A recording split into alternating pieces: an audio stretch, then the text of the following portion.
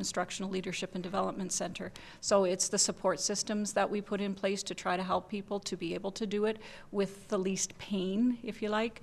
But in terms of individual rewards, we are very weak in that respect. And I would ask that you don't phone me and ask me why you don't get $50 like they do at the U of R.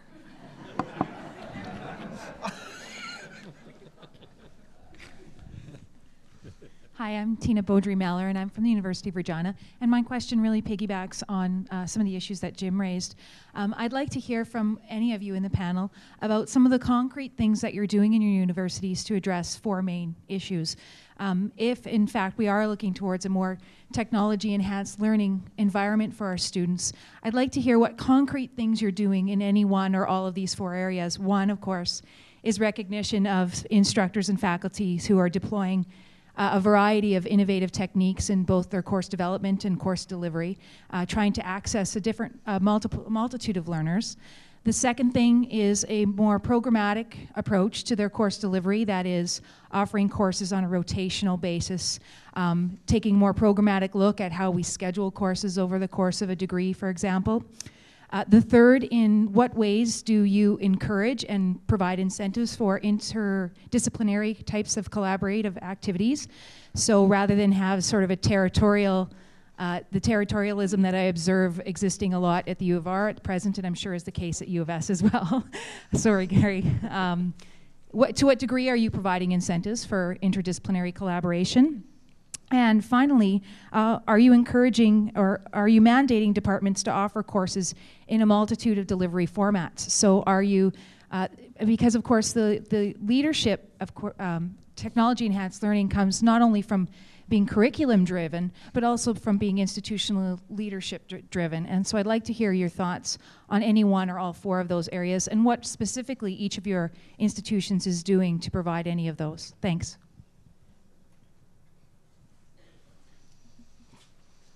I wonder if I could just play referee here a little bit and ask that not all 4 of you address all 4 issues. Yeah. Maybe we could split them up.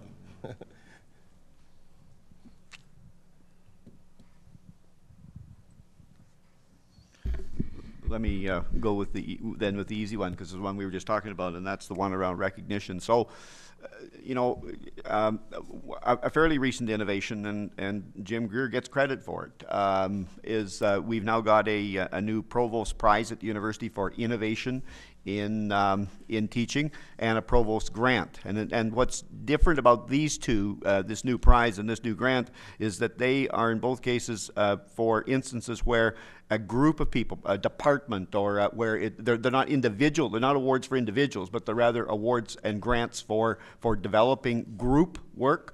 So hey, that's one thing that you can do to get people away from kind of the individualism of teaching and thinking about it as a collective.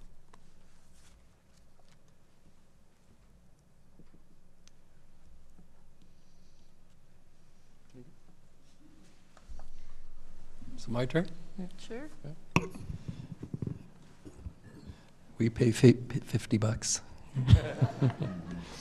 Now, I'd like to talk about 2 things. One is the incentives for interdisciplinary collaboration, which is a really interesting one for me, because I'm of the generation where we would say, you know, you train us to be interdisciplinary, but then you don't hire us because we don't fit in anywhere. I think that's changing. Certainly within the humanities and social sciences, I can see it changing. But at the U of R, I mean, I know that fine arts and arts have gotten together and they're developing interdisciplinary programming.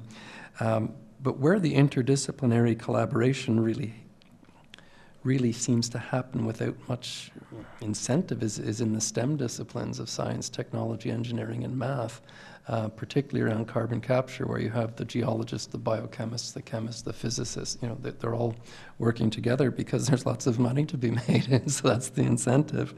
I think to start playing hardball, though, number 4 is the really interesting one about mandating departments to develop a variety of delivery models. I think that this, in the next 5 6, 7 years is going to be mandatory. It's going to be necessary. It's going to be imperative because of declining student enrollments. So you cannot have 21 sections of X 101 with 5 or 6 students in each section. You're going to have to start rationalizing that because you simply can't afford it. The jury is still out in my mind about the super classes at Western, where you have a class of 1,000 students in an auditorium with rock and roll and light systems and sound systems.